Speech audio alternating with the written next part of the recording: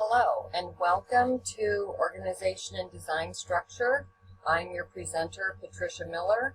I'm a member of the LEAD 313 class at Greenville College.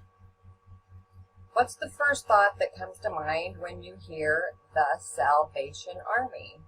I'm guessing it's bell ringers, red kettles, maybe a thrift store or two.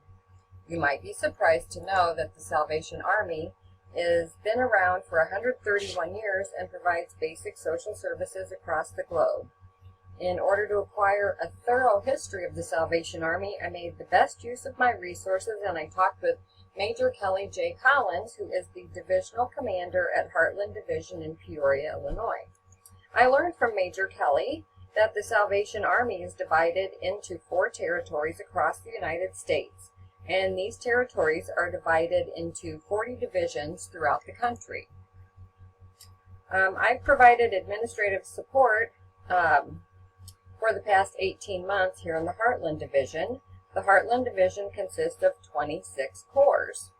I also learned from Major Kelly that the national branding promise of the Salvation Army is doing the most good for those people in the most need.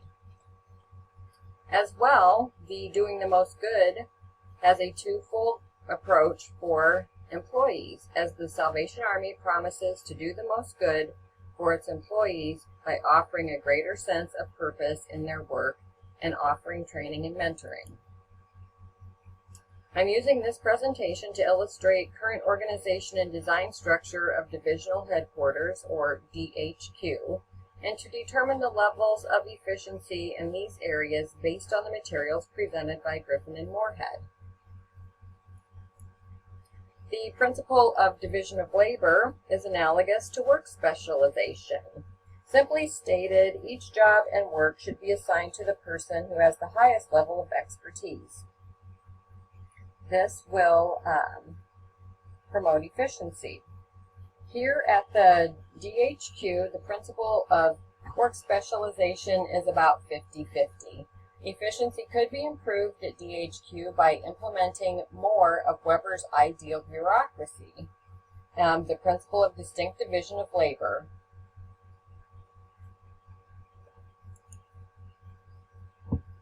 Griffin and Moorhead explained that departmentalization is the way in which divided tasks are allocated to work groups.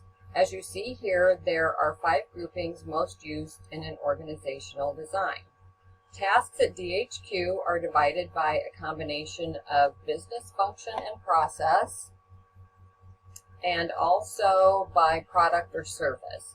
While all the officers are at the same level from an organizational chart view, currently the business and process segments are headed up by the male officers, and the product or services aspects fall under the purview of the female officers, who happen to be the spouses of the male officers.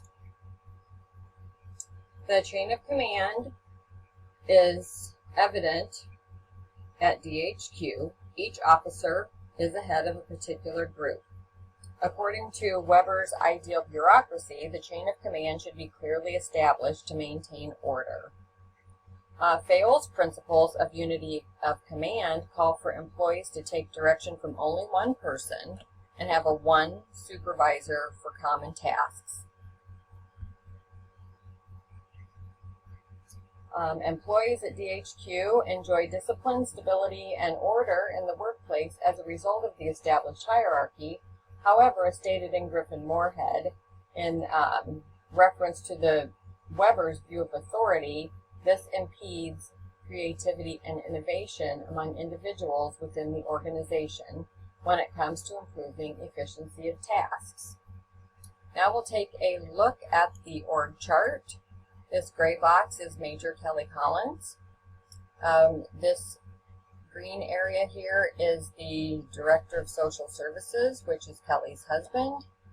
And then we have the Director, or the Division Secretary, which is over Human Resources. We have the Division Secretary of Program, Division Secretary of Women's Ministries, Division Secretary for Business, and we have the Division Finance Director.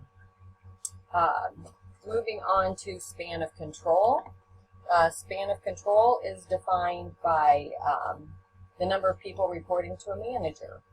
And we can see that the large span of control is under these areas here where they have many direct reports.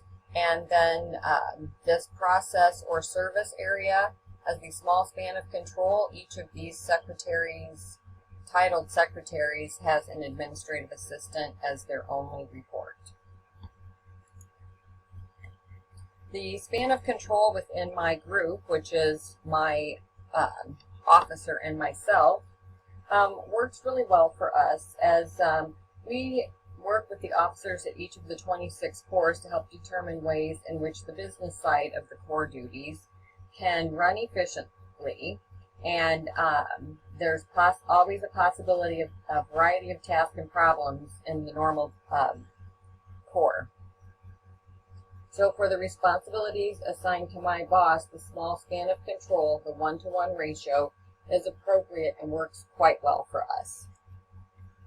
Decision making is divided into centralized and decentralized. The degree to which lower levels employees within an organization are empowered to make decisions is either centralized with little employee participation or decentralized with extensive employee participation. Overall, the degree of decentralization at BHQ is extremely low, due in part to the military model of hierarchy. I believe it's difficult for our officers to grasp an idea or how effective and efficient decentralization could be for the organization because most of our officers have grown up in the Army culture for generations. It's my perspective that sometimes the volunteers have more freedom than the actual employees when it comes to decision making and the processes for the areas in which they are serving. However, since the Salvation Army does rely heavily on its volunteers, perhaps allowing the greater decentralization at this level of volunteers is actually more appropriate, is indeed appropriate. Moving on to formalization, Griffin and Moorhead defines formalization as the degree to which rules and procedures prescribe employees' job activities. Whereas the Salvation Army may be lacking in the area of centralization, it excels with its highly developed level of formalization.